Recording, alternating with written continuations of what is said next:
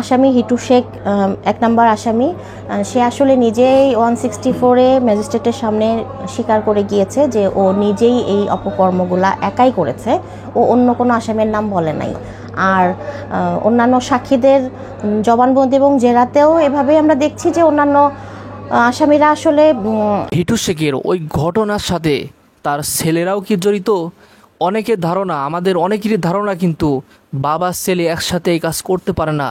সেক্ষেত্রে আসলে সত্য ঘটনাটা কি? এবার আসিয়ার পক্ষের আইনজীবী সেটাই জানালেন, তার ছেলেরা জড়িত আছে কিনা, আর হিটু শেখের বিচার রায় কী হতে পারে এবং তার সাথে তার 2 ছেলে এবং স্ত্রীর রায় কী হতে পারে সে বিষয়টি জানালেন। চলুন আমরাও জেনে নেই, তাহলে দেরি না করে ভিডিওটি শুরু করা যাক। আগামীকাল যেহেতু 342 ডেট রাখা হয়েছে, 342 এর আওতায় যেটা আসে সেটা হচ্ছে যে আসামিকে তার সাফাই সাক্ষী দিবে কিনা বা কোনো কাগজপত্র ডকুমেন্ট দাখিল করবে কিনা বিজ্ঞ আদালতে, এ সম্পর্কে তার কোনো বক্তব্য আছে কিনা ঘটনা সম্পর্কে, এগুলা তাকে সুযোগ দেওয়া হবে আগামীকাল। আসলে এটা এমন একটা দুঃখজনক ঘটনা যে আসিয়ার মতো একটা নিষ্পাপ শিশু, যে মানে শিশু অবস্থায় যে ঘটনার শিকার, এত নির্মম একটা ঘটনা যার বর্ণনা মানে শুনলে আসলে গা শিউরে ওঠে যে কোনো মানুষের। তো এই ধরনের ঘটনায় আসলে শুধু আসিয়া না, এরকম অসংখ্য আসিয়ার এই ধরনের মামলায় আমরা আসলে এই প্রথম এত বেশি দ্রুত সময়ে বিচার দেখছি। এটা যদি সবার ক্ষেত্রে হতো তাহলে আসলে সাহস পেত না। আর আসলে এই ধরনের ন্যাক্কারজনক ঘটনায় আমরা তীব্র প্রতিবাদ জানিয়েছি, সারা দেশ আন্দোলনে মুখর ছিল।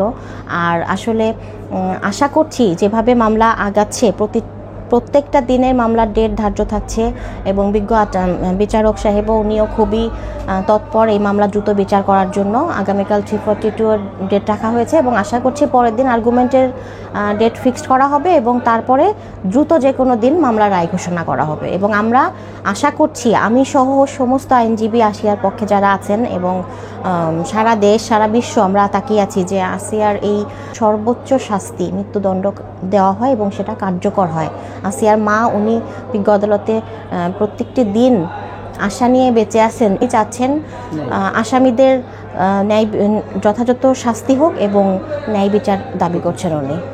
যেটা প্রত্যেক দিনে বিচার কার্যে আমরা দেখছি সেটা হচ্ছে আসামি হিটু শেখ 1 নম্বর আসামি, সে আসলে নিজেই 164-এ ম্যাজিস্ট্রেটের সামনে স্বীকার করে গিয়েছে যে ও নিজেই এই অপকর্মগুলা একাই করেছে, ও অন্য কোনো আসামির নাম বলে নাই।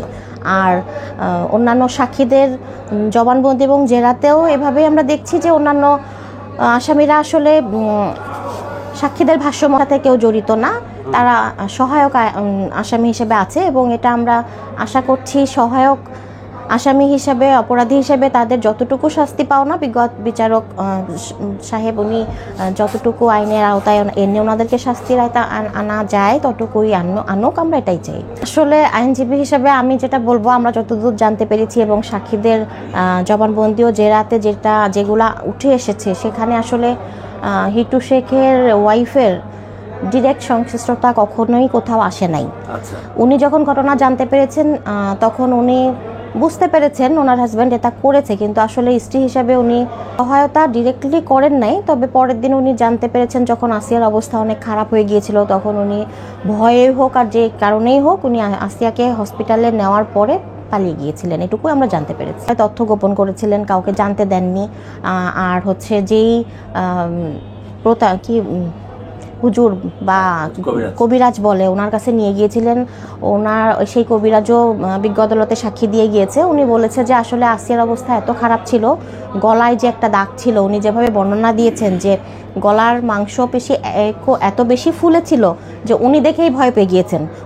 পরবর্তীতে উনি যখন বুঝতে পেরেছেন তখন উনি আসলে তাকে ফেরত দিয়েছে এবং পরবর্তীতে আসিয়াকে অনেক পরে হসপিটালে অ্যাডমিট করা হয়েছিল যখন তার অবস্থা অনেক খারাপ হয়ে গিয়েছে। এখন একজন আসামি আইনের সহায়তা নিতেই পারে, যেহেতু তাকে লিগ্যাল এইড থেকে একজন আইনজীবী দেওয়া হয়েছে, তার মাধ্যমে সে মহামান্য হাইকোর্টে আপিলও করতে পারে। তো আসলে আমরা মহামান্য হাইকোর্টের কাছেও দাবি করছি যে এই ধরনের ন্যাক্কারজনক ঘটনায় যেন তাকে ছাড় দেওয়া না হয় বা আইনের ফাঁকফোকর দিয়ে যেন এই আসামি বের হতে না পারে।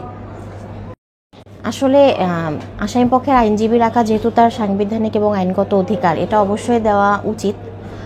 কেউ আসামি পক্ষে দাঁড়ালেই যে সেই আইনজীবী অন্যায়ভাবে মামলার বিচারে সহায়তা করে এটা না, তবে মিথ্যা কোনো মামলা যে কাহিনী আগেও কখনো আদৌ ঘটেনি সেই সব ক্ষেত্রে আসলে এটা উচিত আইনজীবী থাকার প্রয়োজন আছে, নইলে যারা নিরপরাধী একেবারেই কোনো ঘটনার সাথে জড়িত না, অনেক সময় আমরা দেখি যে জমি জমা নিয়ে বা অন্য কোনো বিষয়ে বিরোধ থাকে, সেই বিরোধের সূত্র ধরে এই সমস্ত কারণে নিরপরাধ মানুষ যেন সাজা না পায় সেই জন্য আসলে আসামি পক্ষের আইনজীবী রাখার প্রয়োজন আছে, যাচাইয়ের জন্য এটা প্রয়োজন আছে।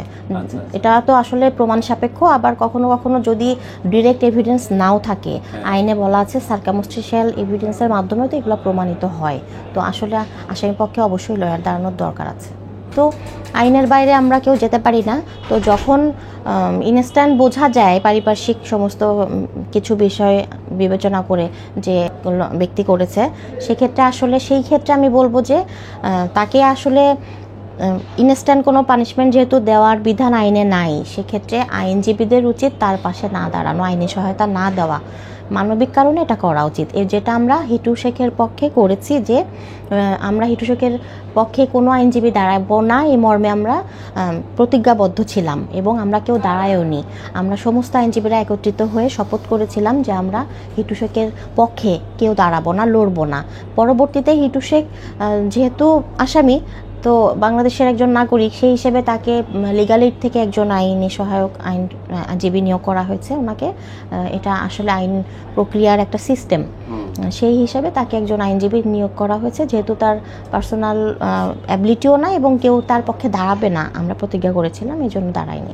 পারিবারিক শিক্ষা আসলে খুব বেশি দরকার, তাই বাবা মার উচিত শৈশব থেকেই তাকে সুশিক্ষায় শিক্ষিত করা, অন্তত তাকে কিছু একটা করা, কারণ একটা সময় এমন হতে পারে তার জীবনে এমন দুর্ঘটনা ঘটতে যেতে পারে যে তার পাশে কেউ নাই। আর ফিনান্সিয়ালি এস্টাবলিশড হওয়া খুব বেশি জরুরি, আমি বলবো প্রত্যেকটা মেয়ের ফিনান্সিয়ালি এস্টাবলিশড হওয়া খুব বেশি জরুরি। যারা দেশে এবং দেশের বাইরে থেকে যারা ভিডিওটি দেখছেন তাদেরকে অসংখ্য ধন্যবাদ। হিটু শেখের বিচারের কাজ একেবারে শেষের দিকে চলে আসছে। আসিয়ার সাক্ষ্য গ্রহণ কিন্তু শেষ হয়েছে, আসিয়া বিচারের সাক্ষ্য গ্রহণ কিন্তু শেষ হয়েছে।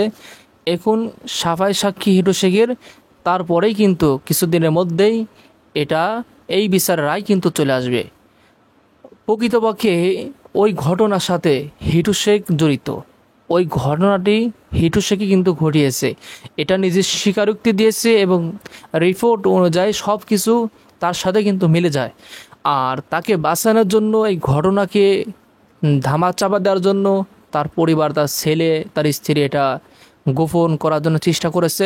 হিটু শেখের বিচার তো হবেই, তার সাথে যারা জড়িত তাদেরও বিচার হবে।